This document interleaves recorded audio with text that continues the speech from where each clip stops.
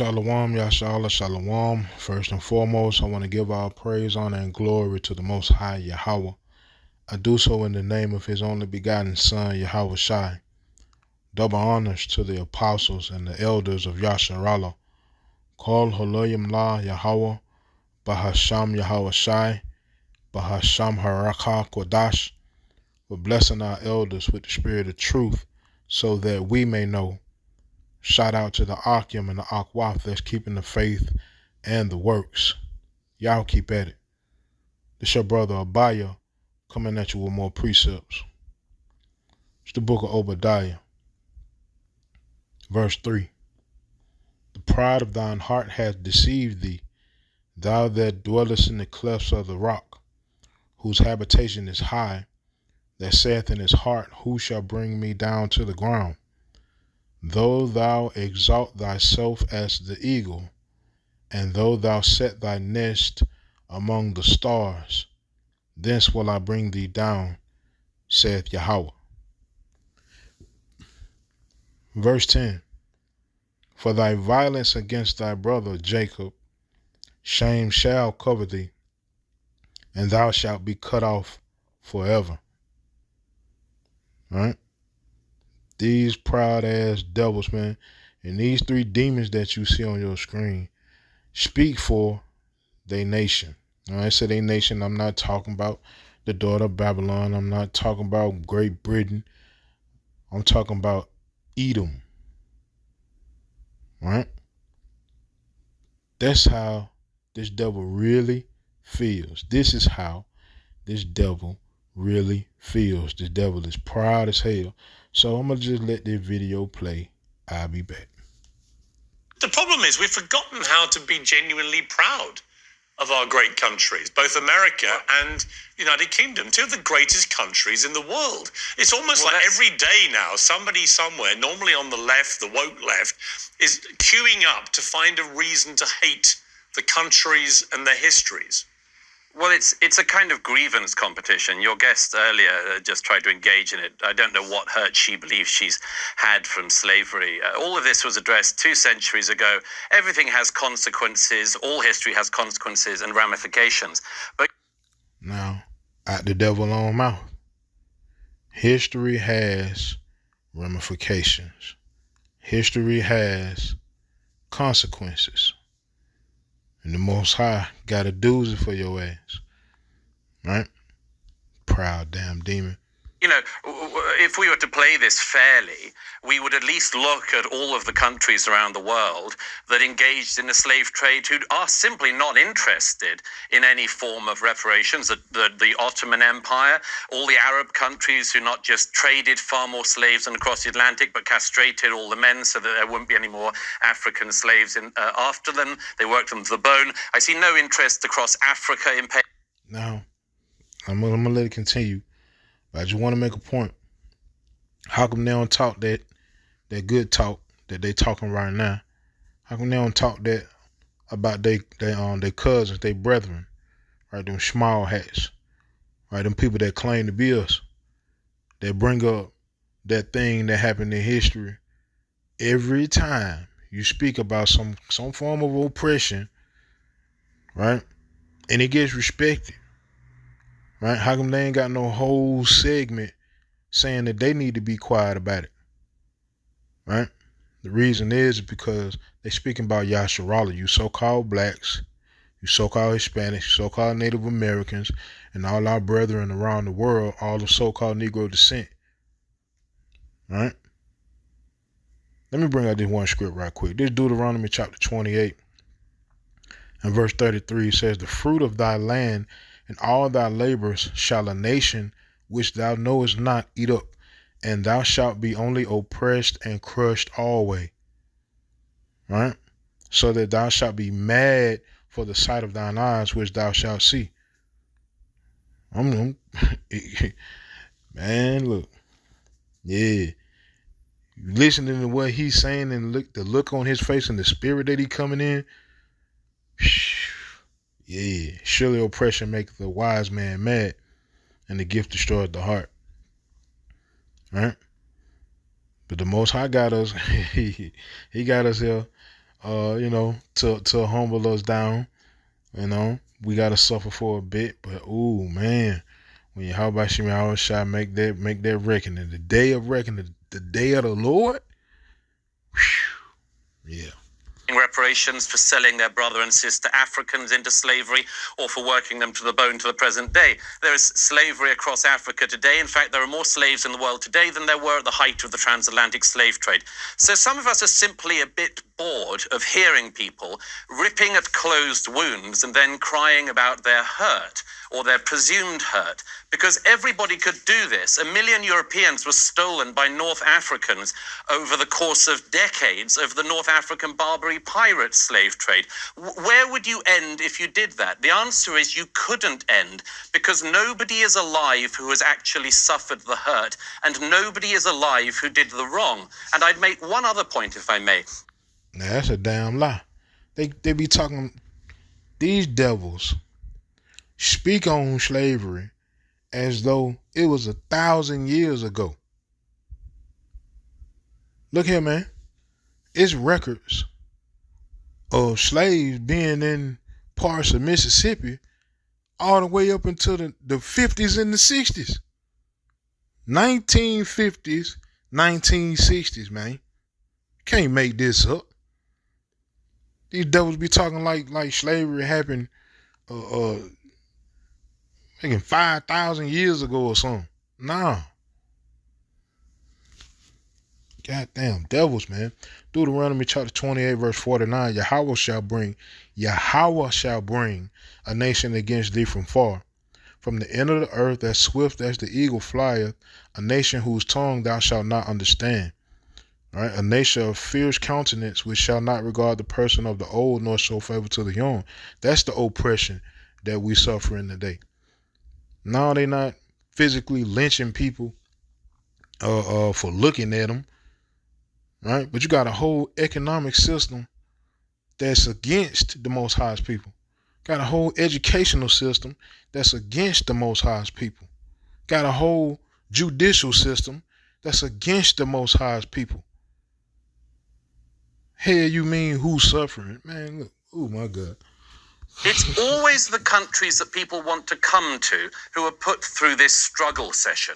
Britain, like America and France, are the most desired destinations for migrants worldwide and have been for centuries. Why is that? It's not because we're racist. It's because we're better. It's because we're good. It's because when we see racism, we actually call it out and recognize it as a sin. Try finding that across Africa. You hear the hypocrisy. Right? When we see and we hear racism, we call it out as a sin. Well, what the hell is you speaking on then? Hell you talking about? Shut the interview down then. Man. Africa. Try finding that across the Middle East or in China. Nobody would hear. So what we have is a situation where the more virtuous countries are presented as the worst countries. It's sick, and most of us are tired of it. Basically, the devil is saying he tired of hearing about his past. Right? Shut up. Shut the hell up and move on. Right? You Negroes. Shut up. That's basically what he's saying.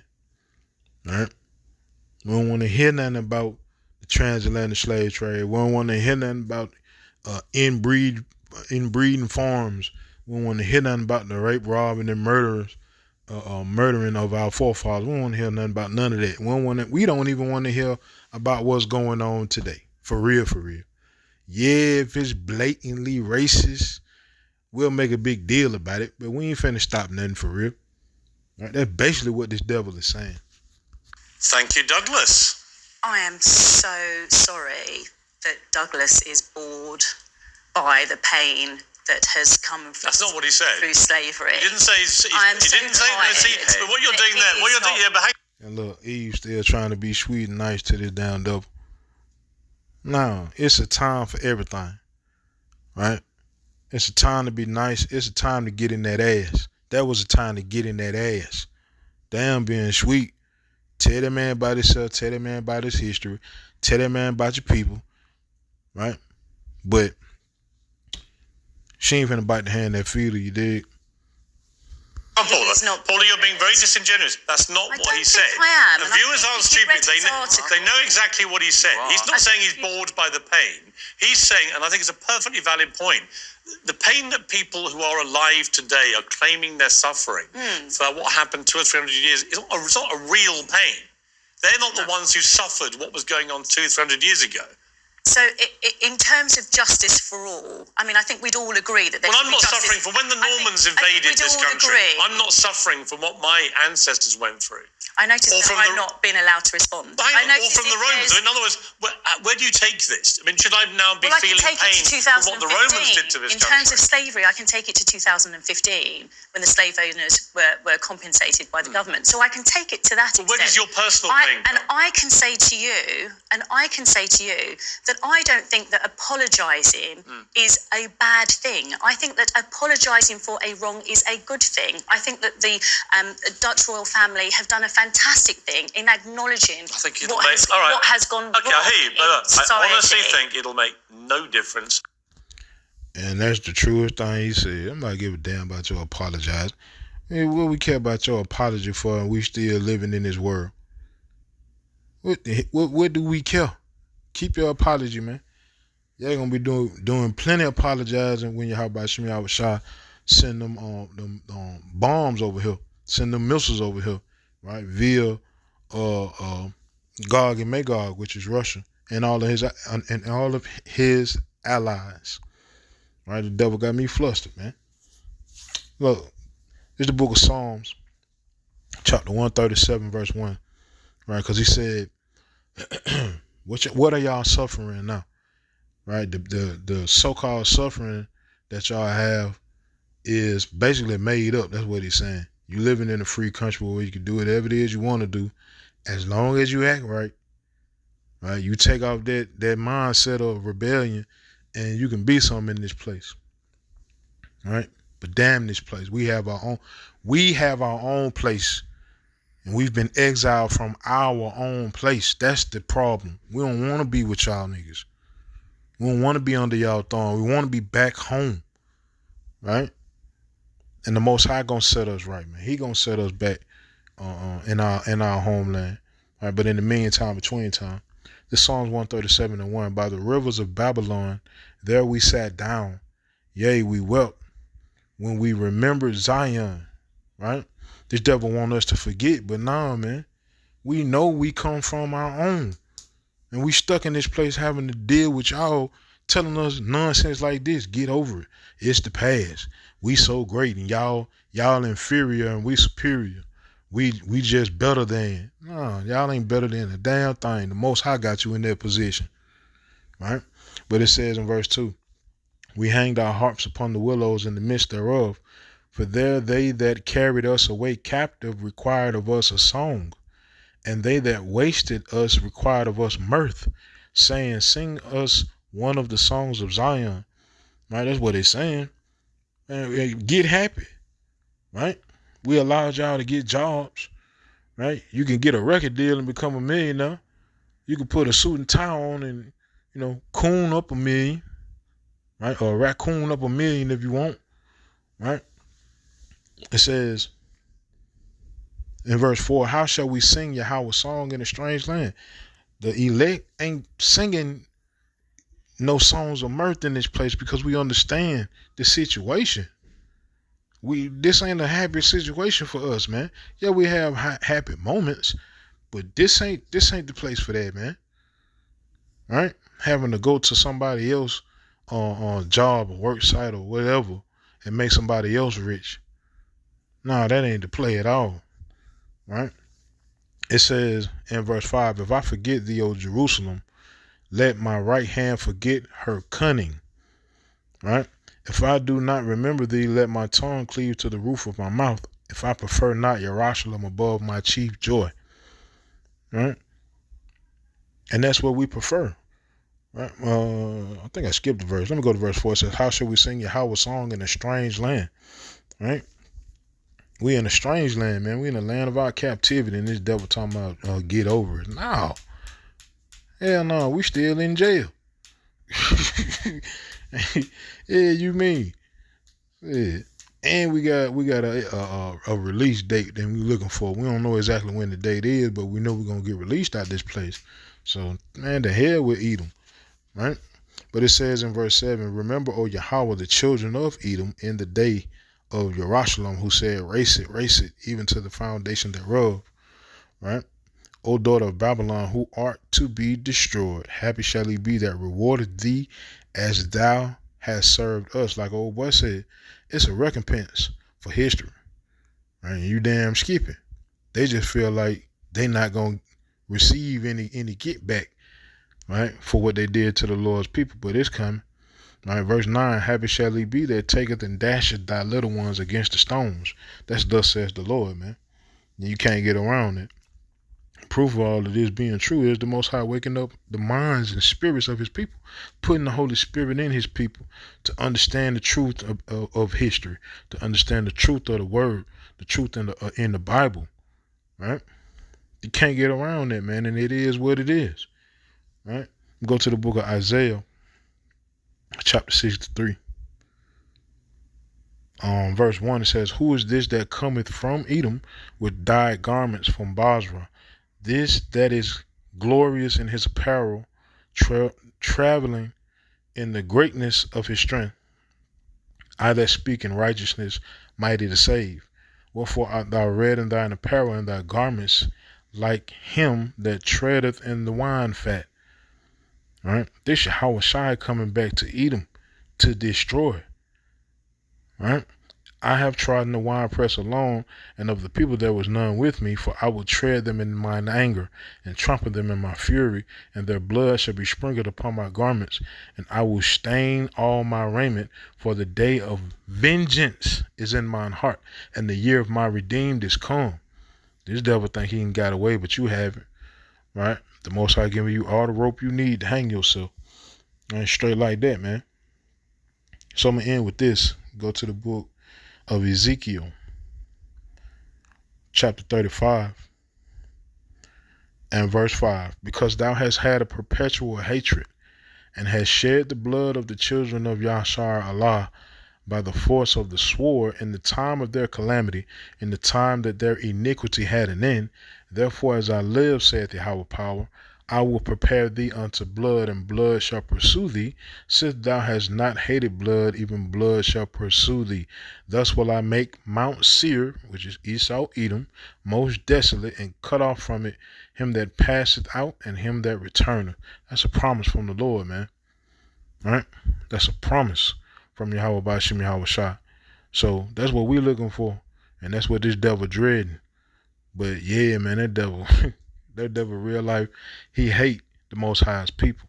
He may hide it with smiles and so forth and so on, but deep down in his heart, what this devil and these devils just said, all of them feel the same way. Get over it. That's what they want us to do. Get over your past, man. We don't want to hear nothing about that. Right? That ain't got nothing to do with you today.